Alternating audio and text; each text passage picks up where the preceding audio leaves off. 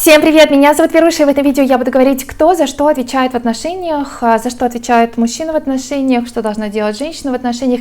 И также в этом видео я хочу поговорить про слабости мужчин. Но слабости не в том смысле, что увидел красотку и она ему вскружила в голову, он ее потерял, а именно прям про слабых мужчин. Я как-то затрагивала уже эту тему, но в контексте того, что мужчины не подходят знакомиться, поэтому они слабые. Но мы разобрались, что в основном, не в основном, но ладно, 50% где-то это не так.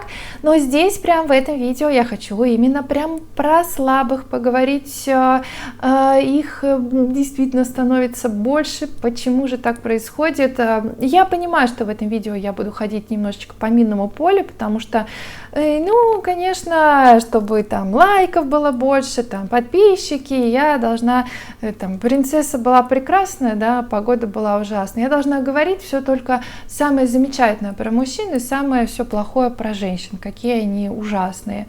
Но я этого делать не буду, потому что, вы знаете, последние комментарии, они меня, честно говоря, так расстраивают. Изо дня в день я все больше получаю такой посыл, что женщины сейчас должны от лампочки до машины сами все чинить, работать на 3 работах, подарки одаривать, дарить дорогим нашим мужчинам полностью, в общем, с полным набором, только еще вот осталось ленточку завязать на себе и вот тоже себя подарить, да, в общем, полностью отдаваться всему, что она делает, и полностью исполнять все желания, я так понимаю, все прихоти, а мужчины, видимо, вот просто вот как такое темное пятно будут лежать на диване, то есть как бы функция мужчины не очень тогда понятна, да, и эволюция, конечно, общество развивается, да, эволюция какая-то происходит, но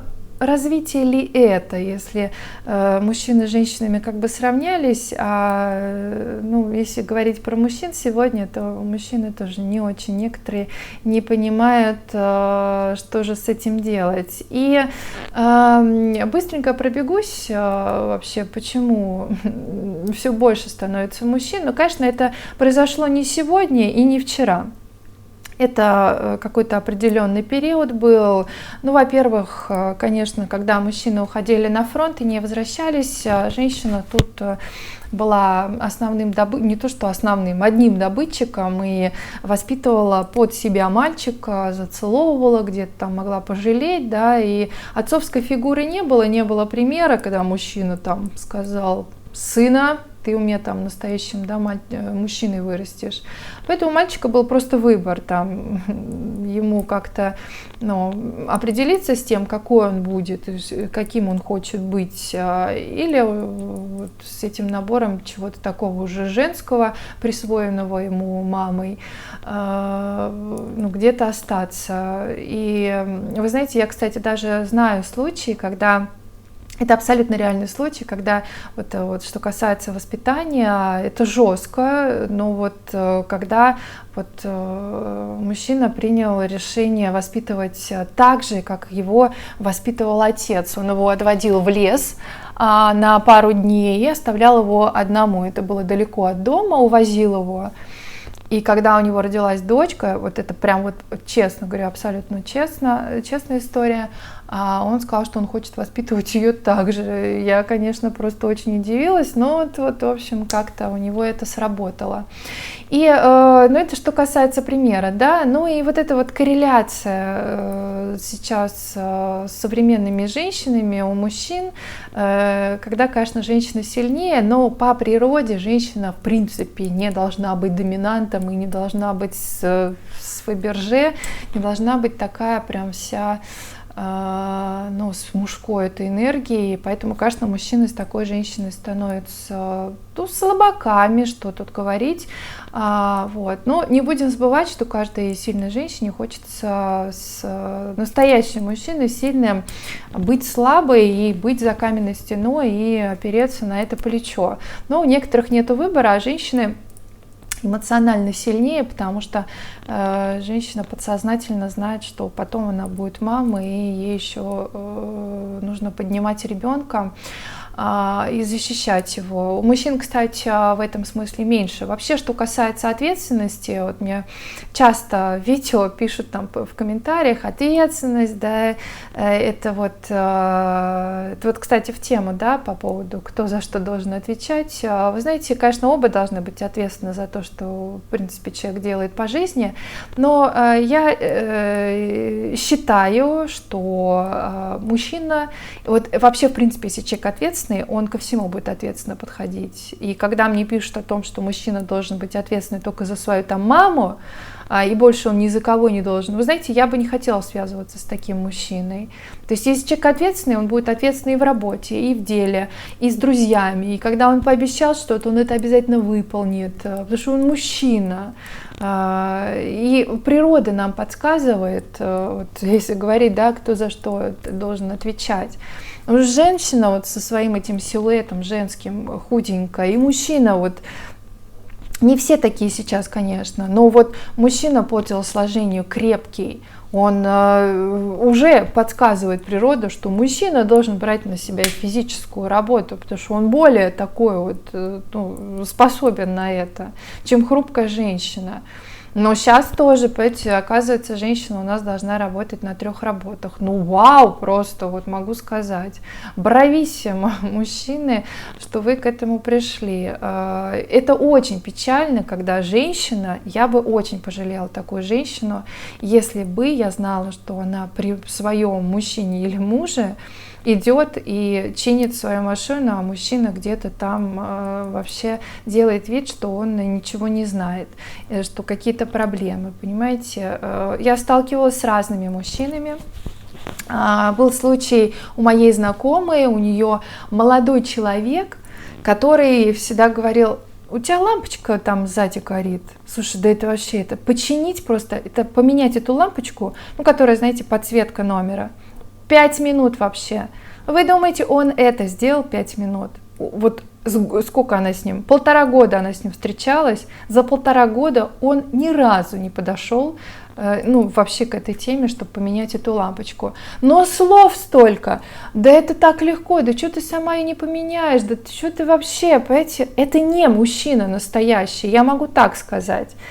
Мужчина бы просто меньше слов, просто пошел бы и поменял бы ее за раз вообще. И даже бы об этом не сказал, что он вообще это сделал. Вот меня кто-то просил там говорить о своих требованиях к мужчине, но это будет отдельное видео, но это вот одно из них, понимаете. Мне печально слышать, когда женщина, имея мужчину, занимается вот каким-то машиной, там, да, всем. Женщина может это сделать, но просто,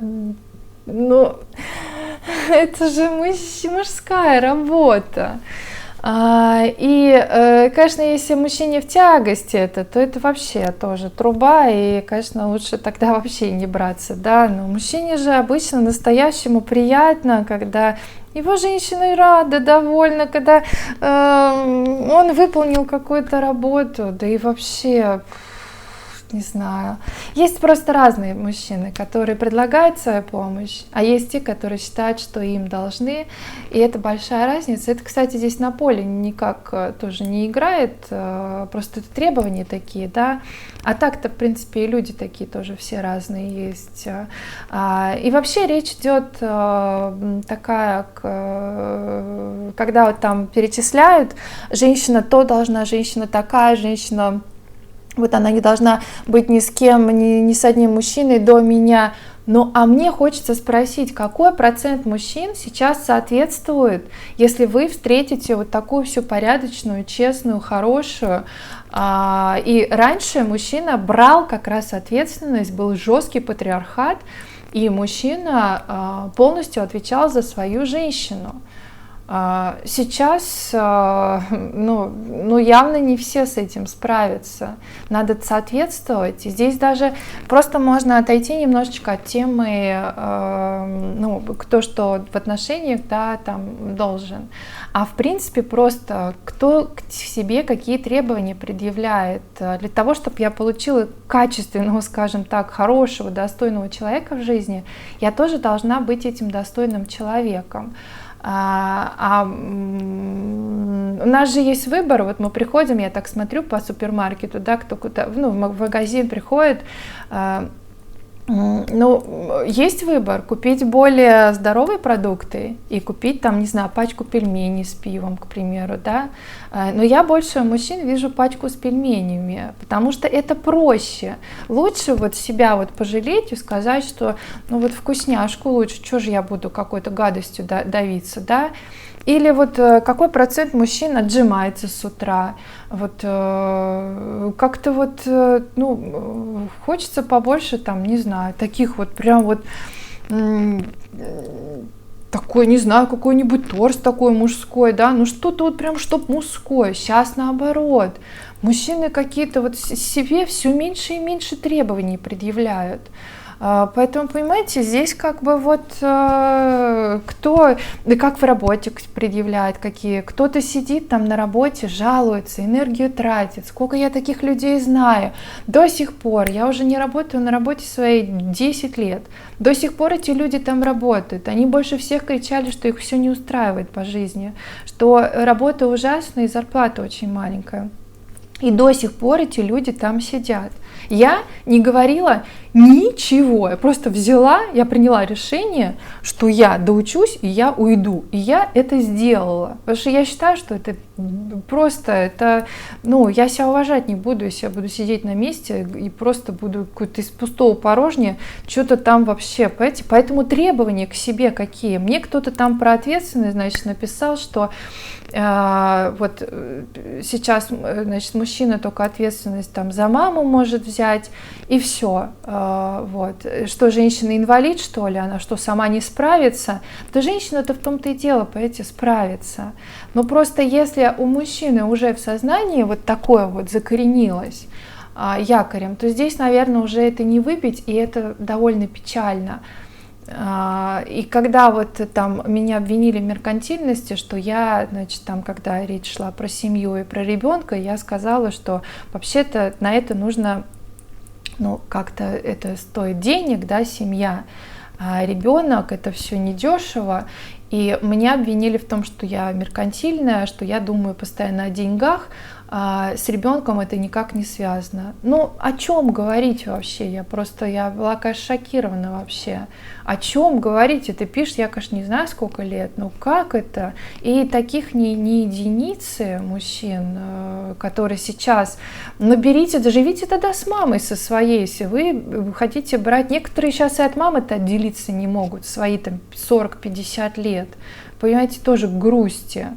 Ну, а касаемо того, кто что должен делать в отношениях, все-таки, конечно, мы все не одинаковые, и у каждого разные абсолютно, ну, не то что требования, но желания, я бы так сказала, да, желания по отношению к тому, ну, как вы представляете совместное проживание. Кто-то выносит мусор, да, кто-то там, не знаю, моет пол там и так далее. Я, к примеру, люблю просто даже не пользоваться пылесосом. Я обожаю я обожаю подметать, я в этот момент думаю, как-то размышляю, вот, это прям вот мое любимое дело, то есть, да, но что-то я не люблю, то есть, конечно, речь не идет о том, какой-то строгие такие правила, что ты выносишь мусор, а ты вот только так делаешь и все. Я больше, знаете, даже это видео записываю больше как-то, ну, я, конечно, кто я такая, чтобы там кого-то вразумлять, но просто... Знаете, хотелось сказать такой крик души небольшой о том, что, ну, вы, мужчины дорогие, но по поводу подарков, кстати, могу сказать, да, чем больше зарабатывает мужчина, тем меньше я вообще, в принципе, слышала от мужчин, что они что-то хотят от женщин, каких-то подарков.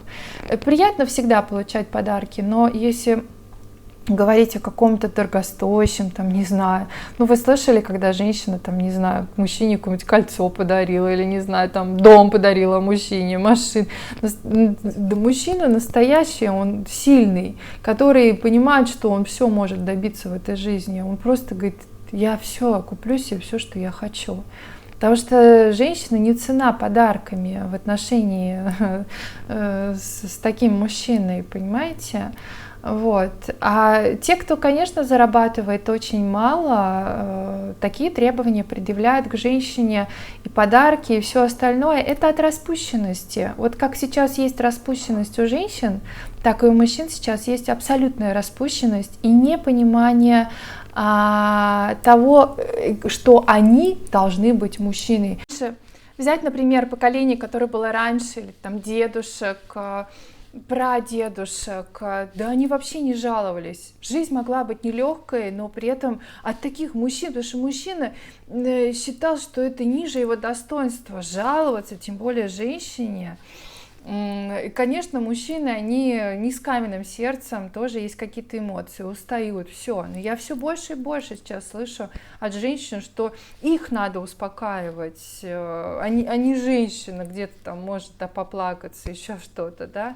То есть вообще, конечно, и это от, я бы сказала, бессилия, от того, что некоторые мужчины, я ни в коем случае не хочу никого обидеть, но просто надо правде в глаза смотреть, понимаете, когда я шагаю смело, там, не знаю, понимаю, что я все могу, просто даже как женщина сама могу все себе купить, знаете, у меня требований к другим людям будет гораздо меньше.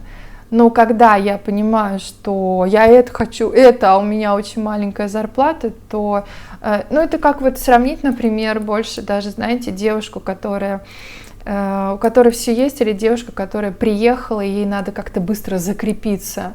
Я вот на этом примере, да, расскажу. Вот, конечно, это девушка, которой надо прям вот прям сейчас у нее вопрос жизни и смерти, грубо говоря. Она, конечно, будет более ловко, она будет больше требовать и больше искать такого, который может ее. Знаете, здесь тоже вопрос к тому, что вы требуете к себе. Вот, поэтому вот так вот, таким образом, сегодня вот такое вот видео, немножечко такое вот оно, не знаю, хотела немножко как бы более вдохновленно как-то сказать, но, в общем, получилось как получилось, да. Не знаю, я бы вот в каком-то видео говорила, я бы отправила какое-то количество женщин на перевоспитание, также мужчин, надо какой-то создавать тоже, ну, не знаю, не учебники, не знаю, клубы, не клубы, да, но воспитанием мужчин тоже неплохо было бы заняться. Надеюсь, все когда-нибудь изменится. Жизнь не стоит на месте. Что ж, спасибо вам большое за внимание и увидимся уже завтра. До новых встреч, пока.